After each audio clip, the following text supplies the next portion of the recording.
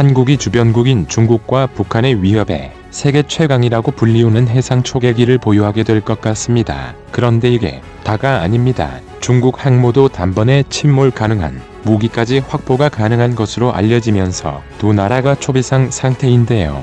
오늘은 한국의 대잠수함 능력을 비약적으로 끌어올리는 한국의 새로운 해상 초계기에 대해 알아보겠습니다. 해상 초계기와 대잠 초계기는 어떤 차이점이 있을까요? 해상 초계기가 수색, 정찰, 감시, 구조 등 비전투 임무에 특화되어 있다면 대잠 초계기는 적 잠수함을 찾아내 공격까지 하는 전투 임무에 특화되어 있습니다. 대잠 초계기도 평시에는 해상 초계기와 같은 수색, 정찰, 감시, 구조 등의 비전투 임무를 수행할 수 있습니다. 하지만 해상 초계기는 장비 추가 및 교체와 무장 장착이 없이는 대잠 작전 임무 수행은 불가능합니다. 다목적 초계기의 경우 평시에는 해상 초계기로 사용되다가 전시에는 대잠 초계기로 사용됩니다. 우리는 통상적으로는 이 모든 걸 해상 초계기로 통칭해왔습니다. 한국에 인도되는 P-8A는 대잠 초계 임무가 가능한 기종입니다. P-8A는 압도적인 성능 때문에 대참수함 임무에서 대잠 초계기의 끝판왕 또는 잠수함의 사신이라고 불립니다. P-8A는 각국에서 구입을 희망하고 있지만 단지 미국과 한국을 포함해 6개국에게만 판매를 승인했습니다. 앞서 인도 해군은 2009년 P-81 다목적 초계기 8대를 FMS로 구매해 2013년에 Y 보임사로부터 인도 해군에 인도받아 현재까지 운용 중에 있었습니다. 지난 4월 30일 미 국방성의 국방안보협력국 DSCA는 인도가 묘청한 P-8A 다목적 해상 초계기 6대에 대해서도 해외 군사 판매 FMS를 승인했습니다. 중국 동쪽에 위치한 한국과 서쪽에 위치한 인도에만 해외 군사 판매를 승인한 것인데요. 이는 잠수함 보유 대수 세계 상위권인 중국을 견제하려는 의도입니다. 한편 북한은 2015년 기준 76척의 잠수함을 보유하고 있는 것으로 알려지고 있습니다. 또 북한이 2019년 7월 공개했던 3,000톤급 잠수함의 건조 작업이 이미 완료됐다는 것이 올해 시긴트 SIGINT 첩보를 활용한 한미 정보 당국의 공통적인 평가입니다. 로미오급 1,800톤급 잠수함을 개조해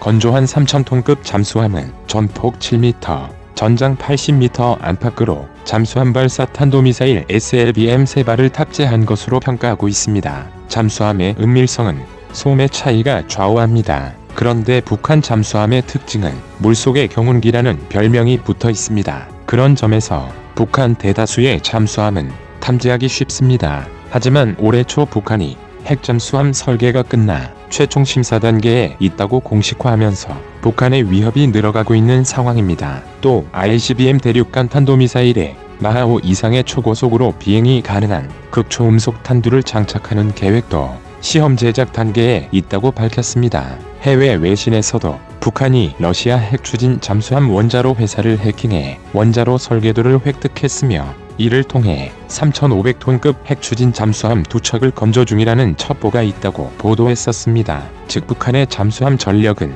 세계를 위협하기에는 충분하다는 분석이 나오는 이유입니다.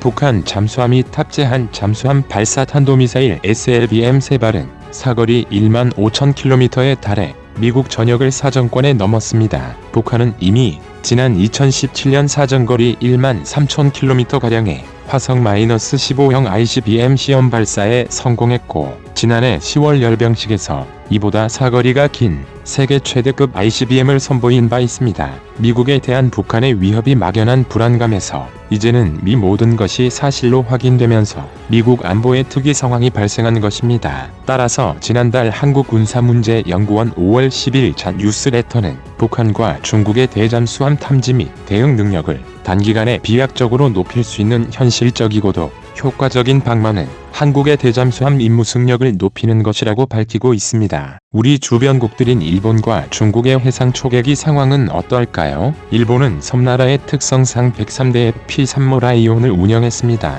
하지만 일본은 P-3을 순차적으로 퇴역시키는 중에 있는데요. 일본은 현재 자체 개발한 대잠 초계기 가와사키 P1로 대체 중에 있으며 33대가 배치 완료되었고 최종적으로 70에서 80여 대를 배치한다는 계획입니다. 기체를 포함해 90% 미상 국산화함에 따라 수출 가능성은 거의 제로에 가깝고 제트기임에도 터보프롬 기인 IP3C보다 더 낮고 더 느리게 비행할 수 있으며 엔진음도 더 조용하다는 평가입니다. 전자기파에 의한 간섭을 막으려 플라이 바이 와이어가 아닌 플라이 바이 라이트를 선택했는데, 즉 신호 전달을 광섬유 케이블로 하는 방식으로 설계되었습니다. 일본의 가와사키는 플라이 바이 라이트 시스템을 채택한 최초의 양산형 항공기로 기록되기도 했습니다. 반면 중국은 해상 초계기로 콩-200이라는 터보프롬기를 12대 운용 중인 것으로 알려지고 있습니다. 미국 P-3C의 성능을 능가한다고 주장하고 있으나 중국인들 외엔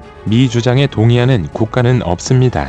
최근에는 초대형 해상 초계기 B5001을 배치하기도 했습니다. 최대 비행 거리는 2450km로 이론적으로는 남중국해 전체에서 벌어지는 모든 일을 감시하고 대응할 수 있다는 계산이 나옵니다. B5002는 중국 해양법상 민간항공기로 분류되기 때문에 무장은 하지 않습니다. 한편 한국은 주변국 대비 열세인 전력 때문에 빠르면 내년부터 P8A 도입이 가능해질 것 같습니다. P8A는 미 보임사의 민항기 모델인 보임 737을 베이스로 개발됐습니다. 그래서 창정비 수준 세계 1위의 한국으로선 국내 자체 유지 보수가 용이하다는 장점이 있는데요. 이 기체는 마하 0.8의 속도로 최대 7200km 이상을 비행할 수 있습니다. 최저 비행고도는 152m, 최고 비행고도는 12,000m입니다. 한 번 비행에 최장 10시간 이상 하늘에 머물 수 있습니다. 공중급유를 받으면 지상에 내리지 않고 한 번에 20시간 이상 비행이 가능합니다. 최대 이륙 중량은 8.6톤에 달하는데요. 또 P8A 동체와 날개에는 무장을 설치할 수 있습니다. 하푼 대함 미사일이나 레미저 유도 폭탄 LGB, 합동 직격탄 JDAM 등을 탑재할 수 있는데요. 동체 앞쪽에 2개, 엔진이 있는 양쪽 날개에 각각 2개씩 있습니다. 또 내부에도 5개의 무장창이 있어 어뢰 5개와 수색 구조 키트 등을 탑재할 수 있습니다. 공개된 P8A의 가장 큰 장점은 탁월한 센서 융합 능력에 있습니다. 레이더와 광학, 적외선, 전자 탐지 장비로 수집한 정보를 하나로 융합해 적 잠수함을 찾습니다. APY-10 X밴드 레이더로 최대 470km 거리에 해상 표적을 탐지할 수 있습니다. 디지털 전자광학 적외선 EOIR 센서는 수십 킬로미터 거리에서 고해상도로 명상 정보와 여론을 탐지할 수 있습니다. ANALQ-213 전자전 시스템은 잠수함이 수면에 부상해 방사하는 모든 종류의 전파를 수집해 적 잠수함을 찾아냅니다. 이런 정보를 종합해 적함을 적시에 탐지, 타격할 수 있습니다. 이 정도 능력만으로도 P8A는 북한 잠수함의 사신 같은 존재입니다. 그런데 최근 미국은 P8A를 항모 킬러로 만드는 성능 개량 사업을 시작했습니다. 미 해군 항공시스템 사령부 NAVAIR은 지난 4월 21일 보잉과 7,300만 달러 한화 약 813억 원 규모의 P8A 개량 프로젝트를 계약했다고 밝혔습니다. 2024년 10월까지 보잉이 제작한 P8A 해상 초계기에 록히드 마틴의 AGM-158C 장거리 대함 미사일 LRASM을 탑재하는 것이 핵심입니다. LRASM은 현존 대공 방어 시스템으론 대응할 수 없는 최강의 장거리 대함 미사일로 평가하고 있는데요. 스텔스 설계로 레이더에 탐지되지 않습니다. 또 미사일을 미사일이나 기관포로 물리적 파괴를 할 수 없을 때 실시하는 전자전도 통하지 않습니다. LRASM에 내장된 전자전 대응 장비로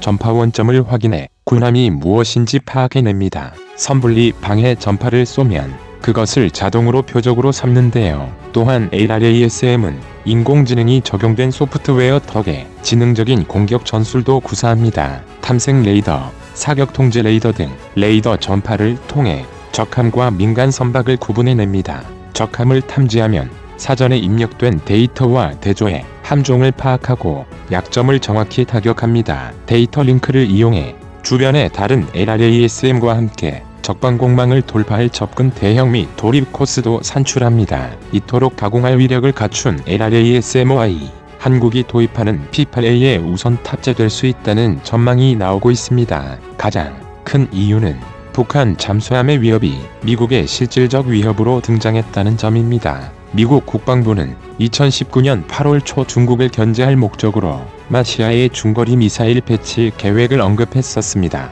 이어 3월에는 미 의회 예산국인 남중국해 유사시를 대비해 한국 등의 장거리 미사일 배치를 제안했습니다. 미국의 입장이 이제는 굳이 우리가 요청하지 않아도 중국과 북한에 대응할 목적으로 중장거리 미사일 배치를 자청하고 나선 상황입니다. 이런 분위기라면 북한의 잠수함이 미국 본토 영해에 진입하기 전에 한국 해군이 격침시켜준다면 미국으로선 더할 나위 없이 고마운 상황으로 반전이 이루어진 것입니다. 이 때문에 미국이 한국에 도입하는 P-8A에는 LRASM을 우선 탑재할 수도 있다는 전망이 나오고 있는 것입니다. 한국 해군의 P-8A가 LRASM을 탑재하면 어떤 상황이 벌어질까요? 중국이나 북한의 잠수함과 초계 임무 중인 한국 해군의 P-8A와의 직선거리를 300km로 상정해 보겠습니다. 직선거리 300km면 전남 최남단 해상과 충청도 최북단 해상 정도의 거리에 해당합니다. P-8A와 중국 구축함은